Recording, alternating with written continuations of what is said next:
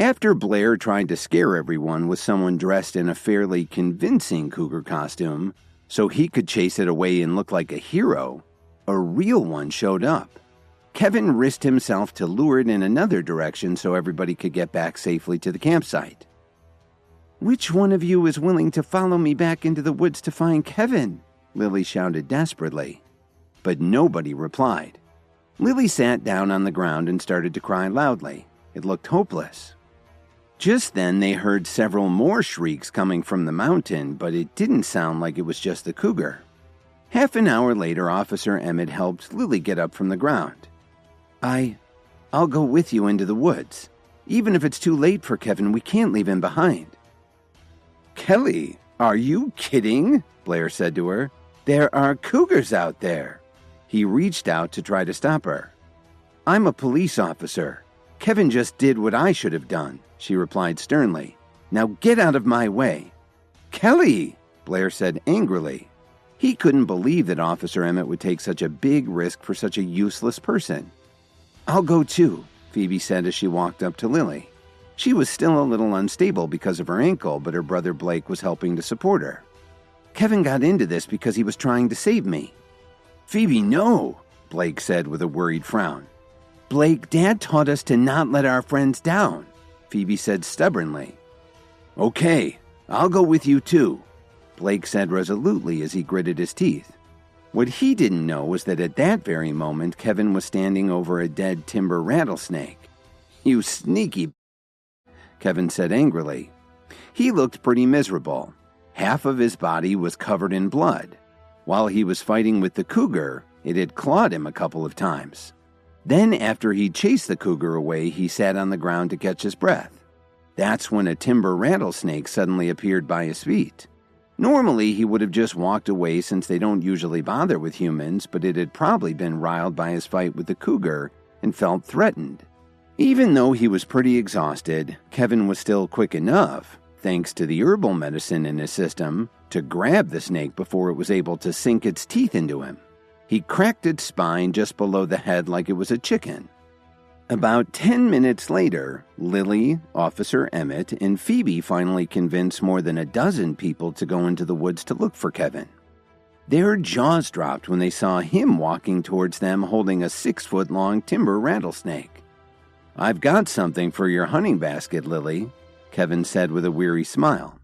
Lily shouted happily and was the first to run towards Kevin. She hugged him tightly. Half an hour earlier, Lily really thought that she'd lost Kevin forever. Even though her family thought he was useless, he'd always been very good to her. It was only now that Lily understood that somehow Kevin had become so important to her and she had fallen in love with him. "Don't worry, Lily. I'm okay," Kevin tried his best to comfort her. "If you keep crying, your makeup will start to run." But Lily acted like she couldn't hear him. She buried her head in Kevin's chest and cried her eyes out. "Give me a hand, guys," Kevin said with a smile. None of them could believe what they were seeing. Was this the guy Jason had told everyone was such a loser? More than 100 people stared at Kevin in disbelief. "Now, Lily, if you keep crying, I'm going to start crying too," Kevin said gently as he tried to comfort her. Who's crying?" Lily said as she stepped back and wiped the tears from her face. "Kevin!" Officer Emmett and Phoebe shouted in unison as they walked over to him. Are you all right?" Phoebe asked very nervously. "Look at me. Do I look all right?" Kevin asked as he opened his arms wide to show his bloody shredded shirt. "Between that cougar and this snake, I almost didn't make it back here."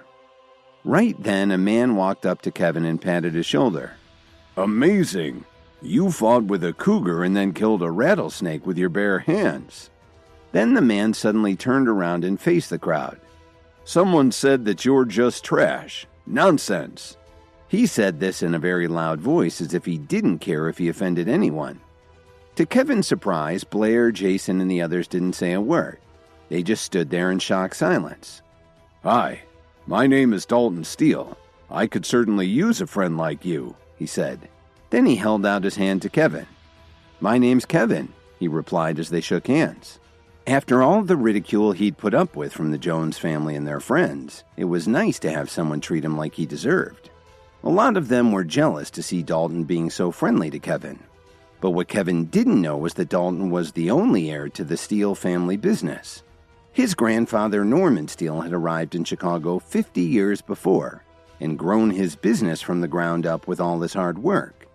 Up until now, the Steele family's holdings included some legitimate businesses and lots of entertainment facilities. They also had a strong reputation in the Chicago underworld. Nowadays, Norman Steele no longer cared much about the family's business, so he transferred all of his authority to Dalton. "I'm really lucky to have made friends with Dalton," Blair muttered to himself. Nobody was a good enough cook to prepare dinner, so the Blair family had arranged for a professional chef to come to the campsite. Then Butler had a couple more chefs take the rattlesnake that Kevin had caught to cook it for everyone to taste. Dalton found a place to treat Kevin's wounds. After talking for just a short time, they seemed to feel an instant connection.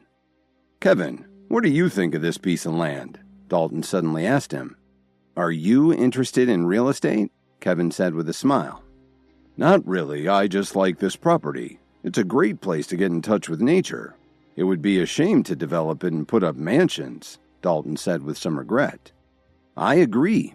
You could put up a nature preserve here," Kevin replied as his eyes swept across the clearing in the forest. "Such a large forest, it would be a pity to cut it down for development." Dalton's wife Miranda interrupted them to say that she wanted to take a walk along the river. "Kevin, I'm going to take a stroll with my wife. Let's chat some more when I get back," Dalton said as he put his arm around his wife's shoulder and walked off. "Okay," Kevin agreed with a smile.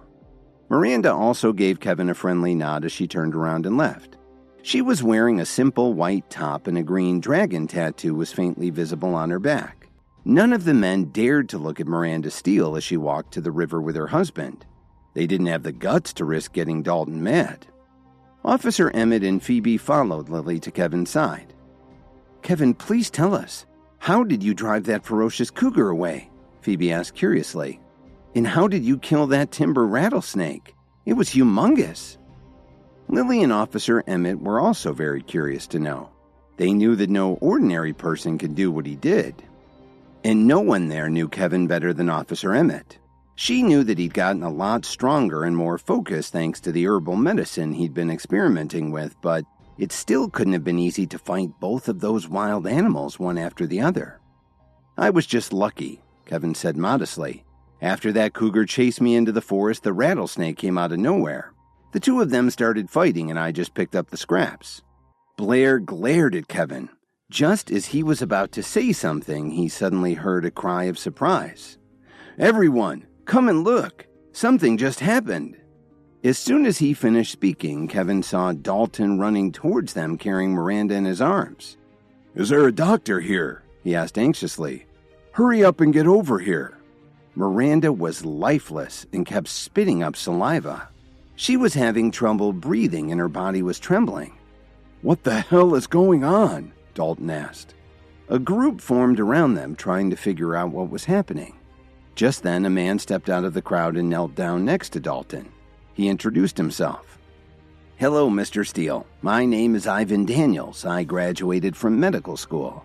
"I don't need your life story. Hurry up!" Dalton interrupted him. "Can you help her? What's going on?" Hearing this, Ivan's expression immediately showed his irritation. He would never dare to provoke Dalton Steele. On top of that, he wanted to curry favor with the Steele family, so he just smiled and continued checking Miranda's vitals. Finally, Ivan shook his head. "Mr. Steele, your wife's condition is very serious. I don't think she has more than an hour to live." "If you don't know what you're doing, then get the hell out of here!" Dalton shouted at the young doctor. "But Mr. Steele, I'm telling you the truth. There's nothing I can do," Ivan reluctantly told him. Dalton looked over at Blair and asked him, "What the hell are you guys going to do? Didn't you make arrangements for an ambulance?" "Mr. Steele, don't be upset. I'll call for an ambulance right away." Kevin suddenly squeezed through the crowd. "Don't waste your time. This place is too far away from the nearest hospital. She'd be gone before an ambulance even got here." "Kevin, what do you mean by that? Can you save my wife?" Dalton said hopefully. Before Kevin could say anything, Lily grabbed him by the arm and quickly pulled him back. Mr. Steele, please don't misunderstand. Kevin doesn't have any medical training, Lily said in a panic. She was worried that Dalton would ask Kevin to save his wife. Lily had been married to Kevin for 3 years, and she still didn't know him that well, but she knew that she had never seen Kevin treat anyone. More importantly, Miranda was Dalton's wife. They couldn't risk ticking off the Steele family. Dalton, don't worry, Kevin started to say. But Lily interrupted him. Kevin, don't be silly. Lily was getting angry with her husband. Don't worry, Lily. I know what I'm doing, Kevin said as he calmly patted her hand. Then Kevin walked over to the man and asked him, Dalton, tell me, did Miranda eat anything in the woods? Kevin had clearly noticed something yellow around Miranda's mouth. Did she eat something? Dalton asked. Let me think. Just now, while we were walking along the river, I found a pear on a tree, so I plucked it for her. After hearing Dalton's answer, Kevin nearly laughed out loud. He had also noticed that tree. It wasn't a pear, but it was a fruit that was very important in concocting herbal medications. Kevin remembered reading about it in his herbal guides. It was very similar to what some people call the apple of death because it's so poisonous. What was surprising was that they shouldn't even be growing this far north. I can help you, Dalton, Kevin said. Then he turned to the doctor and said, Didn't you notice that she'd eaten something poisonous? I saw some roots growing by the woods that could help her. In the meantime, you need to wash her skin thoroughly and give her an antihistamine. Before Dalton could say anything, the bystanders started doubting Kevin and they began to warn him not to listen to Kevin.